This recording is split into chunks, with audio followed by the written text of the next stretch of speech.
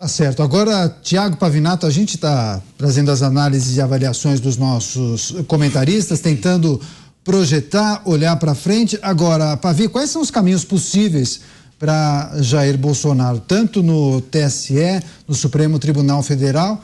Estamos também com as informações de que projetos serão apresentados, protocolados, com o objetivo de anistiar ou reverter essa situação que envolve a inelegibilidade. Quais são os caminhos possíveis para Jair Bolsonaro a partir de agora, hein, Pavi?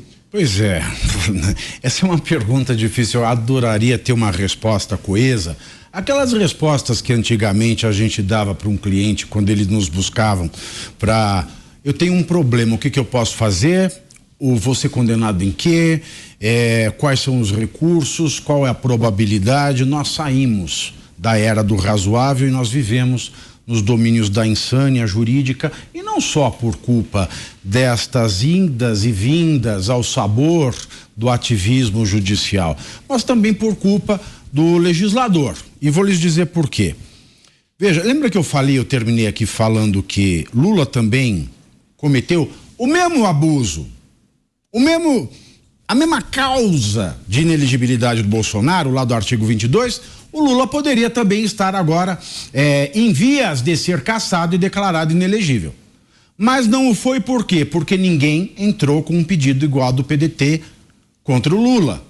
Aí você me pergunta: Pavinato, até quando poderia acontecer isso? Aí é o que eu falo: a lei não fala. Então eu tenho a jurisprudência.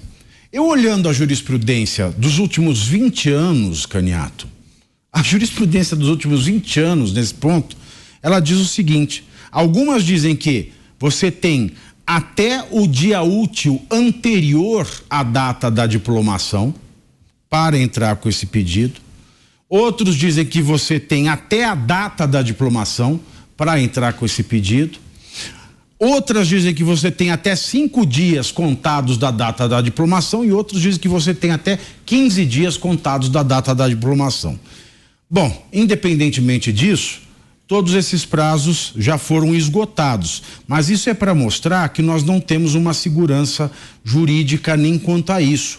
Ou seja, nós fazemos leis aqui para que político e familiar e apaniguado e bandido que foi, bandido não, né? Uma pessoa condenada, mas sem o trânsito julgado, não possa ser discriminado em banco, mas nós não temos uma definição clara na nossa lei eleitoral. Outra questão se segue: Bolsonaro ficou inelegível. Olha que coisa louca. A lei também não trata quando é que acaba a inelegibilidade dele. Vocês sabiam disso? Pois é, pois fiquem sabendo. A inelegibilidade é de 8 anos. Mas 8 anos a contar de que data? A lei não responde e o legislador nunca se preocupou em deixar claro. Então, nós temos hoje jurisprudências do STF e do TSE que tratam da matéria. Mas como nós acabamos de ver no TSE, de que valem as jurisprudências do TSE quando a vontade é aplicar algo que vai contra a jurisprudência do TSE? Na falta de lei, como é que fica a situação? Isso é importante que se diga antes de falar de recurso, para mostrar que grande parte do ativismo judicial, grande parte dessa nossa insatisfação quanto à falta de balizas objetivas daquilo que pode ou não pode acontecer dentro da justiça, é culpa de um legislativo imbecil e prevaricador que não faz o seu trabalho, e porque não faz o seu trabalho, deixa com que o poder judiciário seja mais importante, mais forte do que o legislativo, que na teoria, no pensamento de Montesquieu, deveria ser o mais importante dos poderes, porque é o mais representativo do povo, de quem dizem, mas eu duvido muito, emana todo o poder. Bom, inelegibilidade. Bolsonaro, ele é inelegível desde quando? Ele já vai poder concorrer em 2030 ou vai poder concorrer em 2032 apenas? Há uma divergência aí. Muita gente está se aferrando à questão de 2030. Por quê? Inelegível por 8 anos. Como qualquer recurso que se apresente a esta decisão, ele não suspende o efeito da inelegibilidade, É certo que ele está inelegível desde agora. Ontem ele não era inelegível. Agora não, tem que esperar a publicação do acórdão. O acórdão é popularmente o acordão, né? O acórdão, ele é a coleção dos votos proferidos e o resumo, né, do que se decidiu ali. Então, no dia seguinte, a data da publicação desse acórdão, ele é inelegível. Não era ontem, mas vai ser. Mas como é que se conta? Olha que confusão.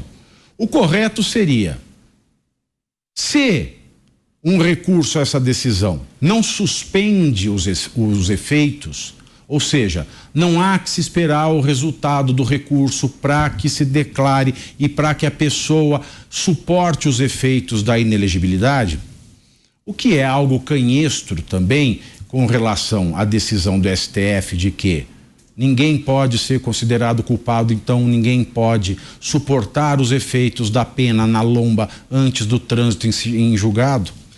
Mas é Brasil, né? Não dá para entender. Não dá para entender. É impossível de entender, é impossível de explicar. O caso é que começa a contar da data da publicação, ali do dia seguinte à publicação. Vai publicar, vamos imaginar, segunda-feira. Então, de terça-feira, começa a contar os 8 anos em dias corridos. Se for assim, o que é o lógico, nós temos que em 2024 ele não pode concorrer a nada nas eleições municipais, 2026 na federal e nas estaduais também não, na de 28 municipais também não, e na de 30 na federal e estaduais também não, porque se a inelegibilidade começou no dia seguinte à publicação do acórdão, ela só vai terminar em 2031 e a próxima eleição é 2032. Espero que tenhamos eleição todos esses anos que eu acabei de mencionar. Mas o fato é que existem jurisprudências, porque o Congresso não se decide, que dizem o seguinte: a inelegibilidade começa a contar da eleição pretérita, ou seja, da eleição dentro da qual se deu o fato da inelegibilidade. Se for assim, a inelegibilidade dele acaba em 2030 e não em 2031. Mas vejam, outra confusão. Ela acaba antes do período da votação ou na data da eleição. Então parece que o Supremo Tribunal Federal e o TSE deram um jeitinho na base da jurisprudência para que inelegíveis, na verdade, não gozem de 8 anos de inelegibilidade, mas de 7. Porque esta jurisprudência, ela foi feita sob medida para que esses inelegíveis pudessem concorrer à eleição daquele que seria o 8º ano. Mas repito, isso não é lei, é jurisprudência. E o que nós temos visto é que a jurisprudência muda ao sabor da ocasião. Então não se sabe até quando Bolsonaro vai ficar inelegível. Insegurança jurídica. Se tem insegurança nessas questões mainstream, senhores, imagina quanto ao resultado do recurso. O que Bolsonaro vai fazer agora? Ele vai entrar com embargos de declaração. Opor é o verbo correto.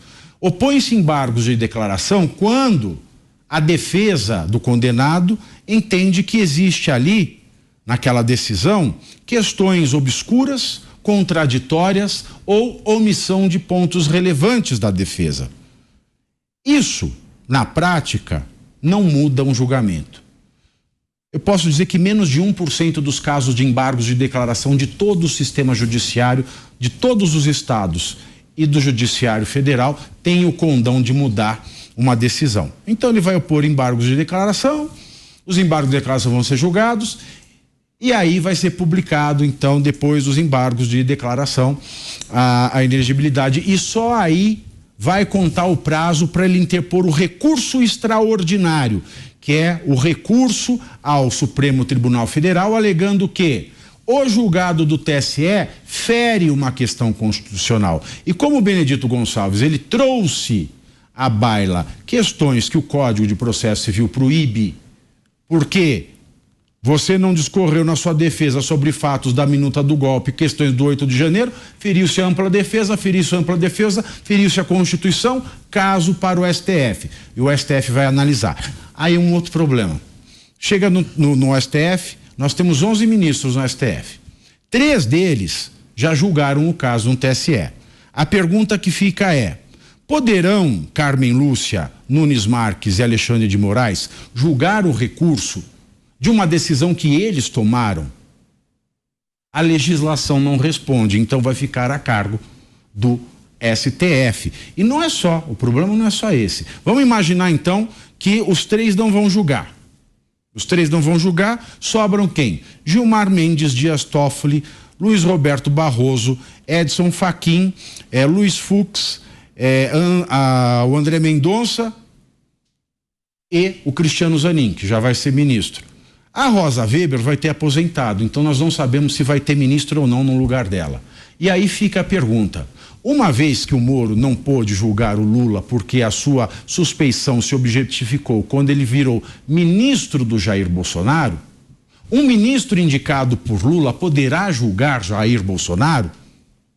Vai ficar essa questão, se o Cristiano Zanin e se o substituto da Rosa Weber, porque indicado por Lula, poderão julgar ou não Jair Bolsonaro no seu recurso extraordinário. Portanto, a gente não sabe ainda se vai ser um julgamento de 11 ministros, um julgamento de 9 ministros ou um julgamento por 6 ministros. Olha a loucura. Então, fazer uma previsão de recurso neste caso é ficar louco. E não dá para fazer previsão nenhuma, a não ser por conta do ativismo judicial que se faz sentir presente em todas essas decisões que envolvem o Jair Bolsonaro, que nada vai mudar.